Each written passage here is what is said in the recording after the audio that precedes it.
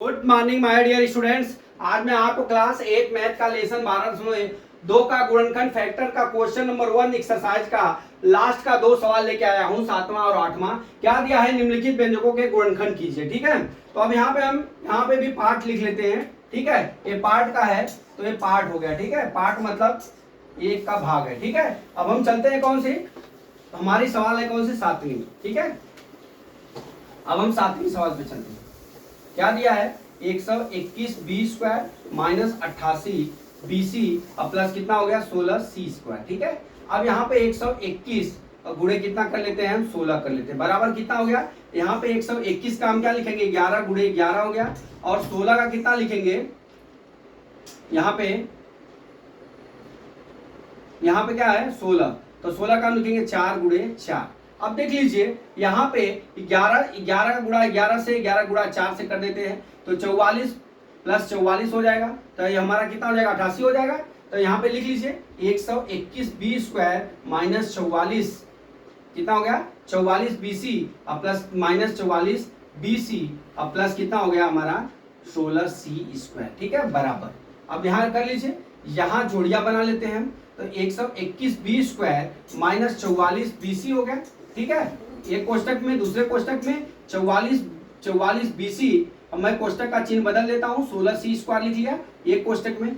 अब यहाँ से हम क्या कॉमन ले लेते हैं, यहाँ से 11 कॉमन ले लेते हैं, 11 और B कॉमन लेते हैं, तो 11 हम 121 B माइनस कितना हो गया 4 C हो गया।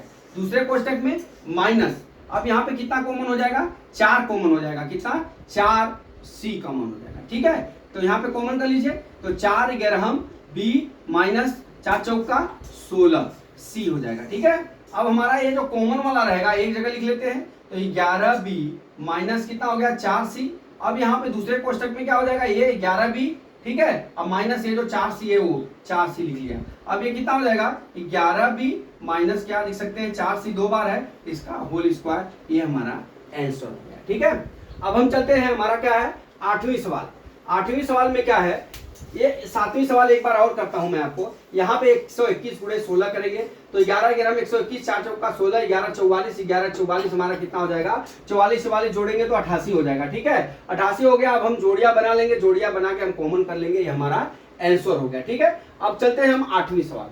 8वीं सवाल क्या हमारा लास्ट सवाल है, ये पहले सवाल का 8वीं सवाल। 8वीं सवाल में क्या दिया है, ए पे 4 घात plus 2A square B square plus कितना हो गया B पे 4 घात हो गया। ठीक है, अब यहाँ पे देख लीजिए इसका गुणनखंड कितना हो जाएगा, ये जो है हमारा क्या हो जाएगा A स्क्वायर हो गया का होल स्क्वायर प्लस क्या हो गया 2A स्क्वायर B स्क्वायर हो गया प्लस B का होल स्क्वायर हो गया। ठीक है, अब हमारा क्या होता सूत्र, A प्लस B का होल स्क्वायर।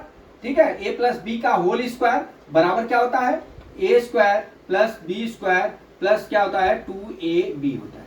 तो इसके जगह ये हो गया, तो हम इसको क्या लिख सकते हैं A square plus B square का टोटल का होल स्क्वायर लिख सकते हैं। ठीक है, A square plus B square का हम होल स्क्वायर लिख सकते हैं, ये हमारा आंसर हो गया। ठीक है, इस तरह से हमने ये सवाल आपको हल करके दिखा दिया, उस सूत्र पे ही अपना रख लेना है, रख के हमको आंसर लिख देना है। तो दोस्तों मैं आशा करता हूं कि ये सवाल आपको समझ में आ गया होगा। अगला सवाल कल मैं फिर लेके आता हूं। जय मां सरस्वती, जय भारत माता, जय जवान, जय किसान।